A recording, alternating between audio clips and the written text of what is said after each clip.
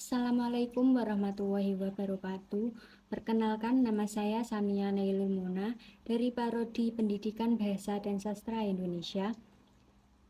Saya akan melaksanakan tugas dari Bapak Agus Darmukim menyimpulkan novel berjudul Ayahku Bukan Pembohong karya Terelie.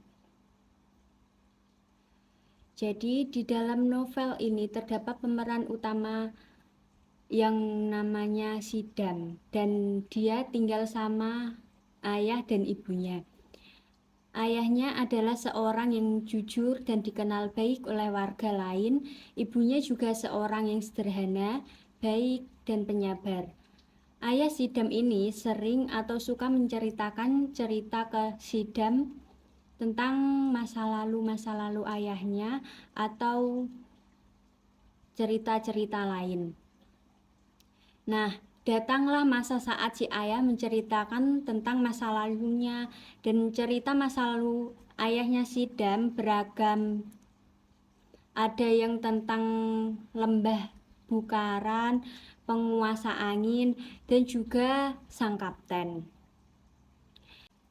Jadi sang kapten ini merupakan seorang pesepak bola terkenal, yang dimana Sidam ini ngefans sang kapten, dan ayahnya Sidam bercerita kepada Dam kalau ia pernah kenal dekat dengan sang kapten. Namun seiring perjalanannya waktu dan bertumbuh usia Sidam mulai berpikir dan ragu dengan cerita-cerita ayahnya, apalagi semenjak ibunya Sidam jatuh sakit, tapi ayahnya memilih untuk tidak membawa ibunya ke pengobatan manapun. Dan di situ Sidam ragu dengan ayahnya karena ayahnya mempercayai kata dari seorang yang dikagumi di masa lalu ayahnya Sidam. Dan ya, ibunya Sidam akhirnya meninggal karena penyakitnya.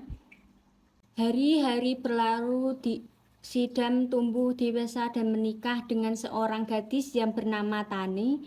Lalu mereka mempunyai anak bernama Zaz dan Korni. Dan ayahnya pun tinggal sendiri kesepian di kampung. Lalu Sidam inisiatif membawa ayahnya untuk tinggal bersama anak dan istrinya. Namun di rumah Dam, ayahnya selalu menceritakan cerita masa lalunya ke cucu-cucunya Zaz dan Korni, anak dari Sidam yang memang kebiasaan ayahnya selalu bercerita, dan muncullah konflik Sidam dan ayahnya. Dam ini tidak suka kalau anaknya dicerita-ceritain masa lalu ayahnya Sidam.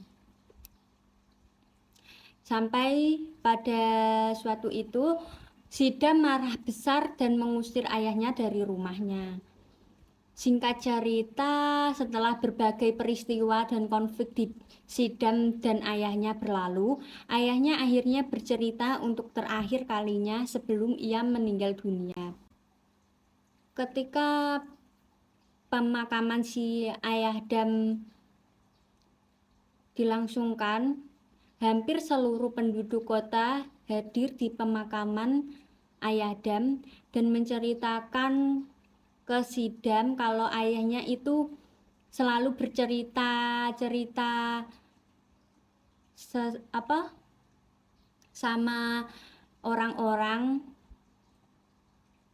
hingga dikenal banyak orang ayahnya Sidam. Lalu datanglah tiba-tiba pesepak bola ke pemakaman ayahnya dan menyapa Sidam. Nah, hal itu yang membuat Dam percaya bahwa cerita ayahnya tidak berbohong. Dan Dam pun merasa menyesal karena mengira cerita-cerita ayahnya itu bohong. Jadi cerita dalam novel Ayahku Bukan Pembohong ini memiliki alur maju mundur dan campuran. Jika pembaca kurang fokus akan kebingungan dan tak paham dengan novel tersebut. Saran saya untuk membaca novel Ayahku Bukan Pembohong ini harus fokus dan teliti. Sekian dari hasil kesimpulan saya dan terima kasih. Wassalamualaikum warahmatullahi wabarakatuh.